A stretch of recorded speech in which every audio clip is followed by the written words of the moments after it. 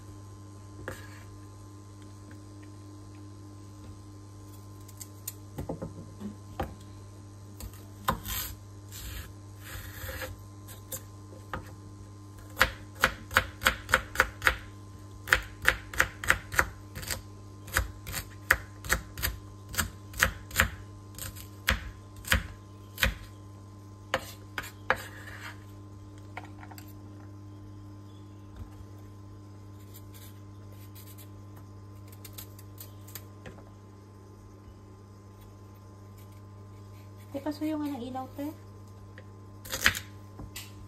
Thanks.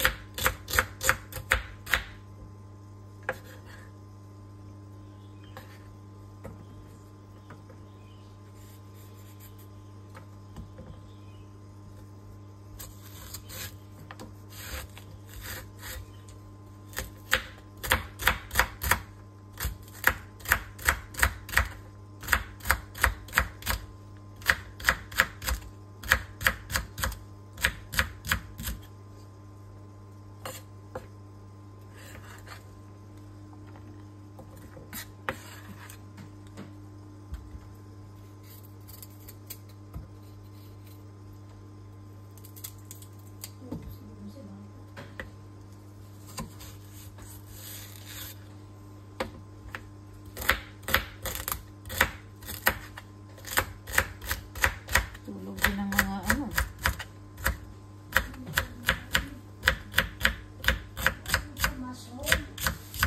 $3.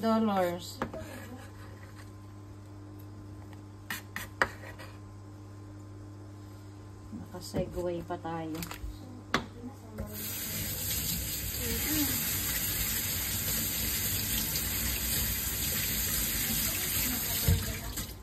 Ha? Kaya nga eh. So, mag-adobo na lang ba tayo? Kaya. Bumili din ako ng ano, may wings na ano. Yun na lang, i-adobohin natin, no?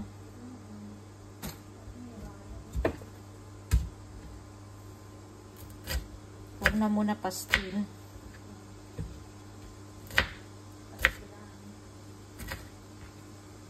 Pastilan.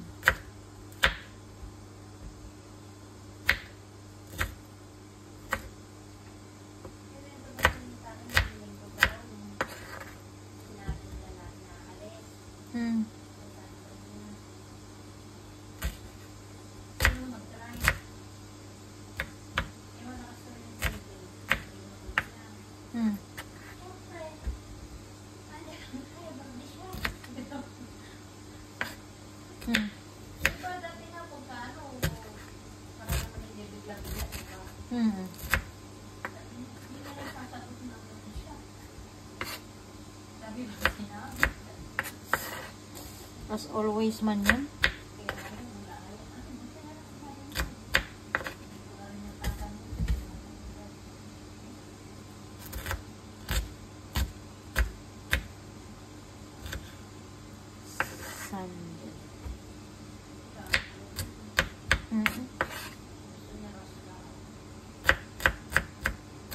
Kanina nga hindi niya sinabi sa akin eh kung ano, kung lalabas ba ako nang papunta ng Amoy Street.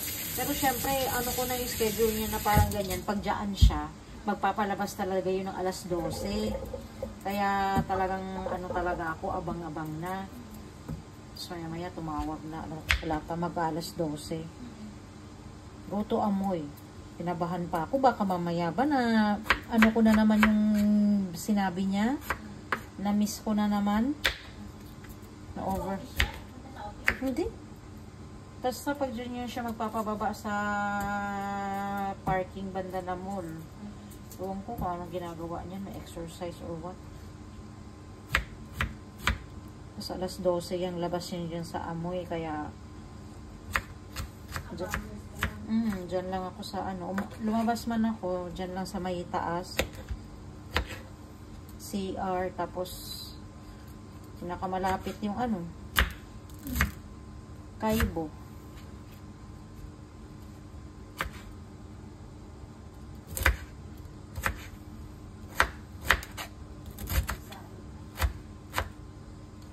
Makabisado na yung kanyang. Kaya mahirapan din kaya sila din pag nagpalit-palit eh. Kasi syempre panibagong adjust. Buti sana kung ang bait niya magturo, di ba? Pag nagturo pa naman siya, kabahan ka na.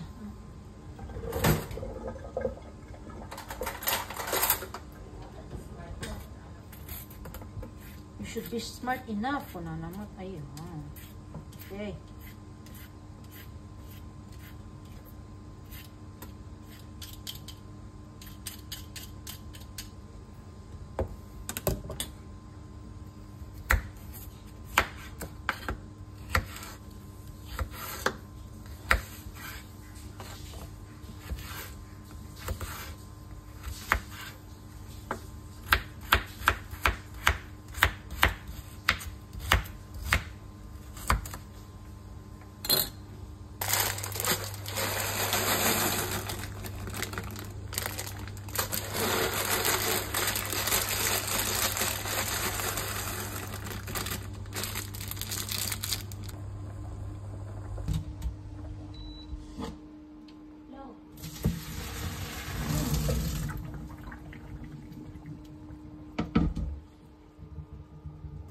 Pero since dahil wala siyang notice, dapat ang makukuha niya, yung sahod niya plus yung 1 month.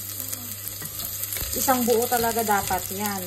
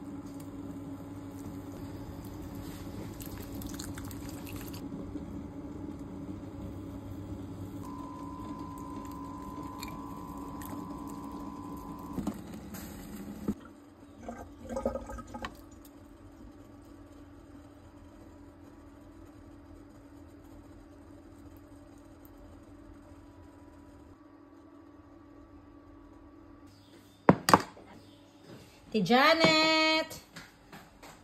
Kakain na? Yes, let's Jesus, eat ang your sarap. favorite.